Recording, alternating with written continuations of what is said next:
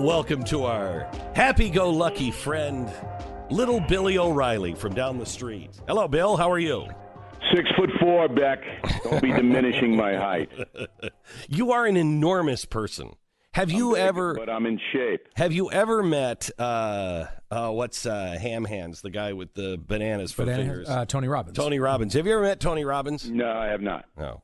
I was wondering which one's bigger. I think I'm smarter than he is. I don't know. I don't know about that. How much money you got? How much money you got? Have you seen his vacation houses in Hawaii and everything else? Yeah. Well, look, Tony, if he earned it, that's fine with me. All right. Let's get back to the border, Beck. Who was the first human being in the media to call for the guard on the border? And you know who that was. Sean Hannity. No. It was Tucker Carlson. Right after 9/11. Oh, Laura Ingraham. No. It was me. Right after 9/11, we put out exactly the same plan, and I'm sure that Donald Trump remembers this. Yes. That Donald Trump instituted yesterday. Exactly the same. Identical. All right? So why did I want to do it? Because after 9/11, we obviously had security concerns about terrorists infiltrating into the United States, and everyone knows that the easiest way to get here is to come across the southern border. There's no easier way. So I said, you know what? Let's put the guard down there and back up the Border Patrol and stop not only terrorists from coming here, but also millions of illegal aliens who had been coming here since Ronald Reagan's administration and all of these narcotics. So the posse comitatus people went out of the woodwork. Oh, you can't use the military to enforce the law civilly. That's not true, by the way. If it's a national security problem, you can use the National Guard and the military to enforce the law. And you've seen it during riots. You've seen it in other national security crises that if the president or a sitting governor wants more security, they can call the military to provide it. So the question then becomes, who would oppose this, Beck? And I want you and Stu, who would oppose better security at the southern border to stop drugs and millions of people coming in here? Who would oppose that and why? I would imagine that the Democrats would oppose that for votes for votes and for instability and chaos. And Republicans would also would like to have the jobs. Well, okay, Cheap labor. But there's an emotional reason that the Democratic Party, not everybody in it, but many, want. It's an open border play. Would you agree with me on that? Yes. If you don't want the border secure, you essentially are saying, we're okay with 12 million illegal aliens like Jerry Brown. Mm-hmm. Jerry Brown's okay with it. Mm-hmm. He doesn't have a problem with 12 million people here illegally. He doesn't have one problem in the world with it. All right? So you have to start there. They don't have any problem, and the narcotics are unbelievable. So just the National Guard's presence at the border, just the fact that they're there, the trucks and the guys, that's going to give the cartel pause. I want to play, so anybody who's listening to Bill here, I want to play a shootout from the cartel and the Mexican army on our border, just across our border. This is what is going on right now on our border.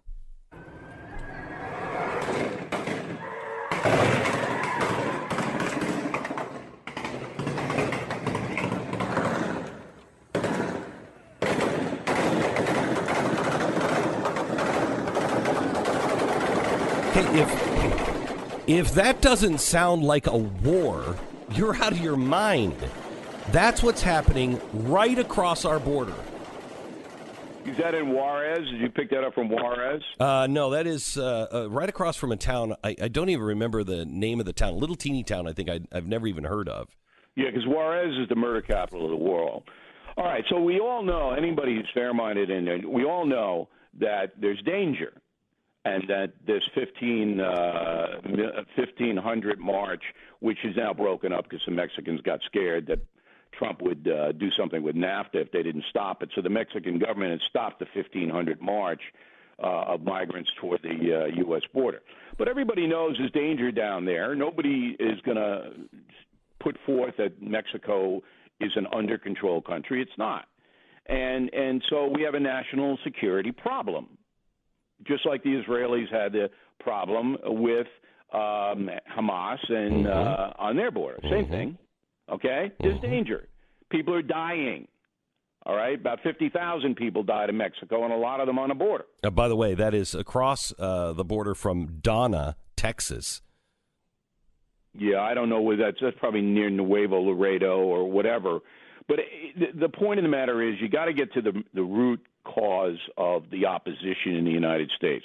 There shouldn't be any opposition. This should be applauded. This is good to protect Americans from danger, from drugs, from violence, from people who are coming here illegally. Now, that's not necessarily dangerous, but to Kate Steinle, it certainly was. All right, so why? I wrote a column today. It's posted on BillO'Reilly.com on whiteness. All right, you read it. I sent it to you. All right, on whiteness. This is the root of the left's opposition to securing the border.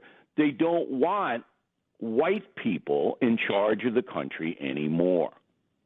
So get as many minority people from as many places as you can to come into the United States to strangle whiteness. Okay, so may I take this idea of yours and expand in a different direction?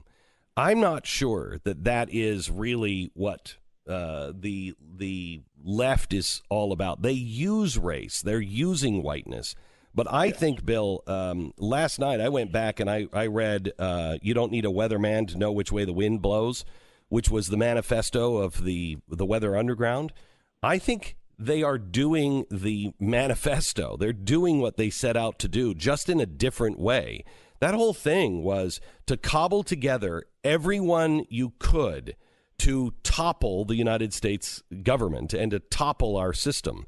And what they were talking about was anyone that can be used, who has a grudge, who we can come in and make sure that we separate them from that power structure, we're going to. And if you read their manifesto, it's the same thing. They are just going after those who believe in capitalism and the typical American idea of freedom.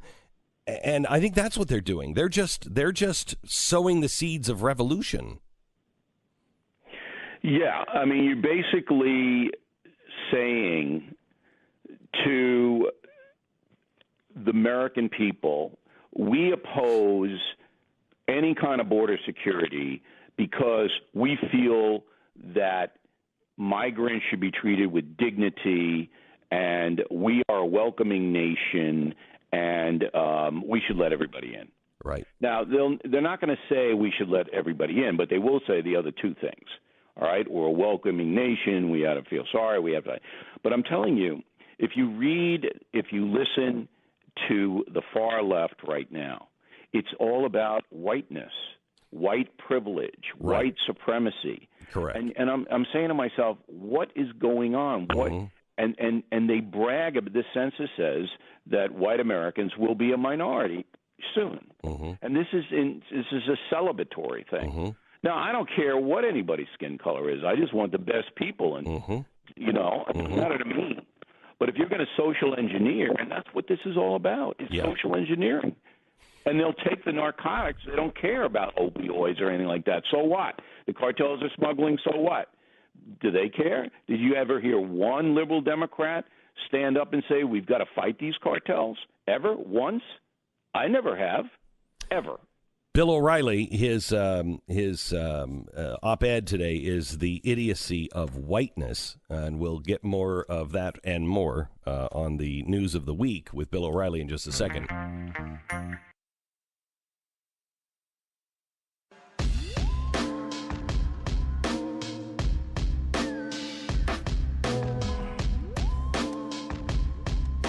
Glenn Beck.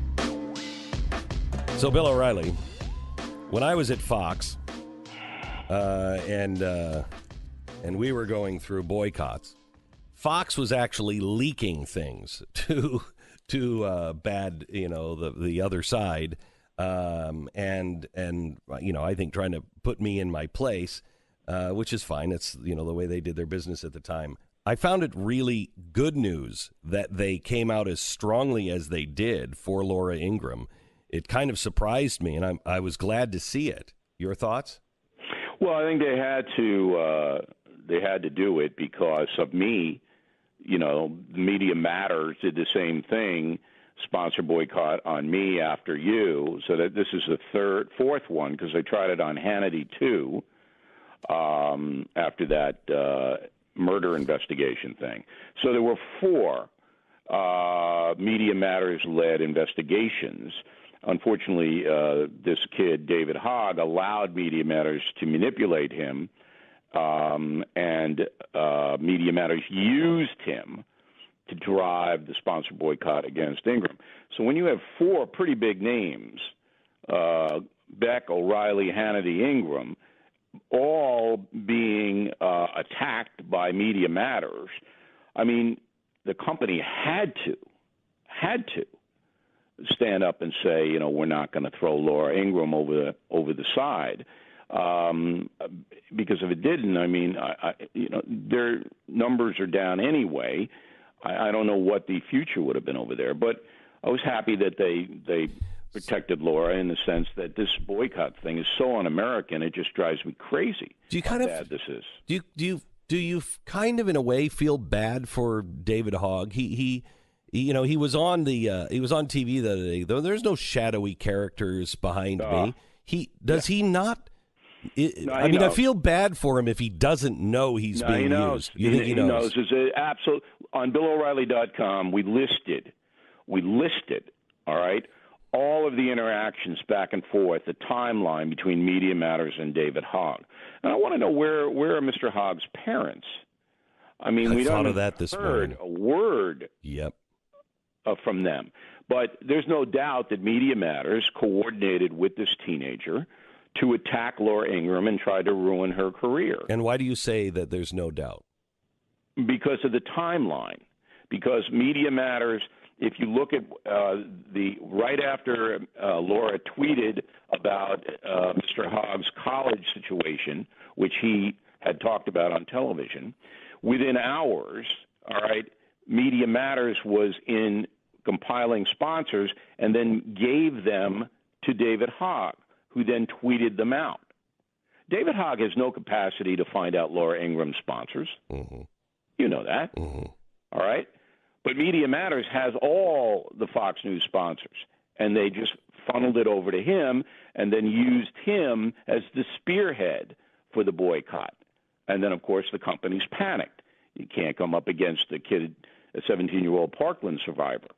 So it was a very look, Media Matters, these are serious people. I mean, they are in business to ruin all with whom they disagree politically. Yes. And they have a very well-organized machine, and they know these boycotts work. So Fox News knows that. They know it. They've been through it 4 times. And so they had to finally say, we're not going to play into this. Ben Shapiro said, mutually assured destruction worked in the Cold War. You can't just let somebody nuke your cities. And he made the point we ought to turn about as fair play. He went after Eichenwald, and Eichenwald is out everywhere now. Do you think the right should respond in kind? No. It's so immoral what they're doing, the far left is doing. But there is something called tortious interference, where that is against the law, civil law. And that's where you can go. And I'm looking at that because these people are trying to destroy industries, businesses, and people. They want to destroy people. All right. I want to get into, because there was more released yesterday. In court, I guess, something was unsealed, and I'd like to get your response on that, and I think that's what you're alluding to on torturous interference. We'll go there with Bill O'Reilly next.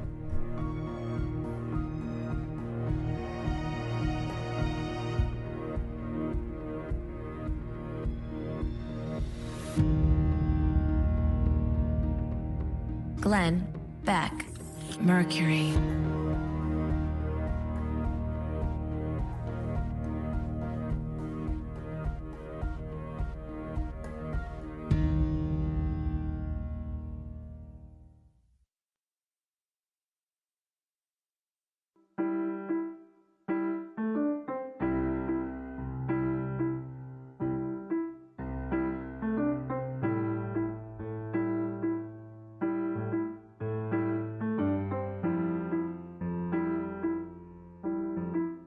This is the Glenn Beck Program. So the New York Times has written yet another story on Bill O'Reilly and how he silenced his accusers. Bill, they say that you forced these women to claim or to disclaim the materials that they had, audio recordings or diaries, as counterfeit and forgeries if they ever became public. I forced them. Well, I guess that's the deal. It says the two women reached settlements, but they were required to turn over evidence and include audio recordings of diaries, and they were required to disclaim the materials. I mean, why would someone sign something like that, Bill? I have no idea. All I can tell you, Beck, is that I have to now go through the court system. I tried to stay out of the system to protect my family. I can't. So the attacks on me are relentless. They're not going to stop. Everybody knows why they're in play. So all I can do is now go through the legal system. Okay, so hang on just a second. I was being facetious when I said no, I know you were, them. but you know what they obviously about. Right. Well, hang on just a second. Here's my issue with this. I don't know. I know what you have told me, which is very little. And you've never said anything other than I can't talk about it because of court proceedings, et cetera, et cetera. But from what little I know, the only other thing that I know is coming from these guys and leaking this material. Now, the court system will figure this all out, and it will all be I hope it will. Well, I hope that it will. Well, there's no other recourse for me now. I mean, I just can't. I have to now take it in, and it'll never. I have come to the realization that in my life, no matter how many years I have left, this will never stop. It will never stop because they fear me. And that's it. They're going to just use whatever they can use. So rather than do it in the press or on the Glenn Beck program, basically going to do it in the court system and pray that the court system will operate the way it should, on evidence and on the law. So Bill, here's the real question. The court system did work. You did go make a but they yeah, of course. Right. I did what I had to do to protect those around me. But now they have apparently decided that they're just not going to live up to whatever it is that the accommodation that was reached. So they're not going to live up to it. How did the judge come to that yesterday and unseat? I have no idea. I got to leave that to my attorneys. I don't know. I am just basically an American citizen asking for justice. That's all I am right now. I have to throw myself on the court. I don't know why they're ruling the way they're ruling. I don't. Well, doesn't this take apart every single settlement that? Absolutely. Nobody in this country can ever sign a confidential settlement with anybody and expect that will be upheld from now on. What does that do to it? Forget about you for a second. What does that do? No settlements. Everything will have to be adjudicated. The courts will be overwhelmed. Not only that, doesn't that hurt the people that actually? I mean, because giant corporations the idea was. You can do unintended consequences all day long on it, but it is apparent that legal documents and contracts are not being upheld. And if the courts do not stop that, then you're going to have anarchy in the civil justice system, which I think you have now. All right. We'll move on. There's a breaking thing about what we talked about in the first segment here. This just broke on Mediaite, which is a website. Mm-hmm. It's an article by a left-wing guy, and I'm going to quote it. Securing the border is red meat for Trump's bigoted base, who desperately want to keep America white. Ironically, Trump will be spending their tax dollars to serve them red meat. Will they care? Probably not if it prevents the browning of America. Bill, do you know anybody personally in your circle, because I don't, that thinks that way? That it's we're just going to get the border security is all about we got to keep America white. We just got to keep America white. I don't know anybody who thinks that way. No, that's an excellent question. I don't know a single person. Regular folks don't think that way, but this is why the opposition to border security is so vehement. It's all about getting white people out of positions of power. I think it is all about getting people of color to hate white people. We may be saying the same thing, but I think it's people trying to cobble together a coalition around hatred. I mean, why would you? There are haters involved in it. I don't want to generalize and say everybody who opposes border security. Oh, I'm not saying that. Not everybody. Yeah, I'm not saying there that. There's the people who believe in open borders for humanitarian reasons. Yes. But what is not being told, except on programs like yours and mine, all right, to the folks is there is a reason that the far left doesn't want border security. And it has nothing to do with humanitarian. It doesn't have anything to do with that. It has to do with getting more influence in California, in Arizona, in other states from minorities. Well, that was the argument on the census, is that California, didn't want to, have the question, are you a legal citizen? My suggestion was, well, why California? Why don't you just suggest that you count non-citizens as 3/5 a person? Dred Scott. Look, compare California, the nation's largest state, to what it was when Ronald Reagan was governor there, to what it is now. Ronald Reagan could never be elected anything in California now, ever. The Republican Party doesn't exist except for a few counties. And it's because of this massive influx of immigrants and people of color. And they have flocked into the Democratic precincts, which had openly promised them sanctuary and money.